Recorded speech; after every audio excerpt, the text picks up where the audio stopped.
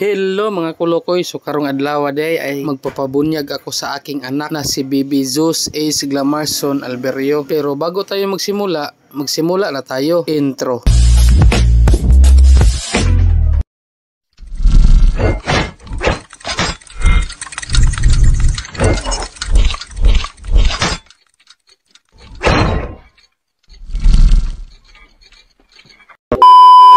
So gumising pala ako ng masayo sa umaga kasi kami ay maghahanda na ng mga lamasin at mga sudanin na aming lulutuin para kakaunin sa mga bisitahin. Kaya hindi nagdugay, umabot na ang aking mga bayaw para tumulong sa pagluluto. Umorder pala kami ng 10 kilong baboy sa aming silingan kasi kahapon ay nagtumba sila ng baboy kasi kapistahan sa aming baryo. Kaya nag-ambit na lang ako at umorder na din ako ng 2 klaseng isda. Hindi ko alam kung ano ang pangalan ng mga isda ito. Tanawin nyo na lang sa video. Mga bilas at bayaw ko na lang pala ang nagluluto para makatipid-tipid din kami. At pagkataod-taod, kinuha na pala namin ang order naming aso. I mean saang na galing sa tindahan ng saang kasi ito ang request ng mga tao. At hindi nagdugay, umadto na pala kami sa simbahan. Muntik na pala kaming hindi makalingko dito kasi bali 50 katao ang binunyagan dito. Katapad ko pala dito ang close ko, pinsan at tita. Andito din pala ang mga kasama ko sa trabaho at ang mga kasamahan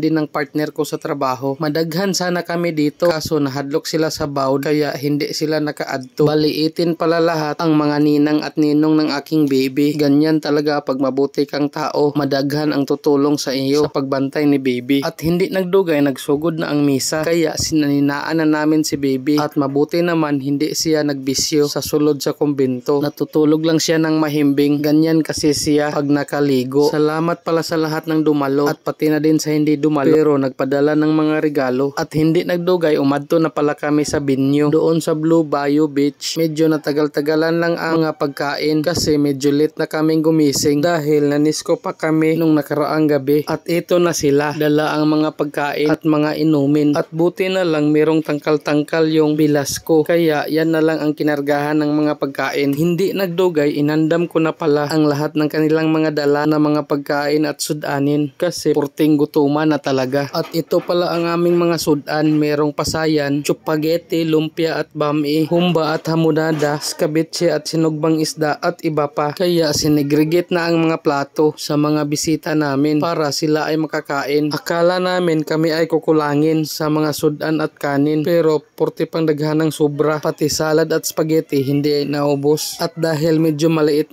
lang ang cottage dito, magpuli-puli na lang kayo sa paghukad kasi hindi tayo masigo. Shout out pala sa lahat ng mga bisita. Kahit hindi kayo magkakilala, para lang kayong mga magbarkada. Sobrang jamming pa. At pagkatapos namin kumain, nagiinuman kaagad. Pumalit pala kami ng 4 na kahang Red Horse. Pero 2 lang munang kaha ang aking dinala para mabugnaw-bugnaw pa yung 2.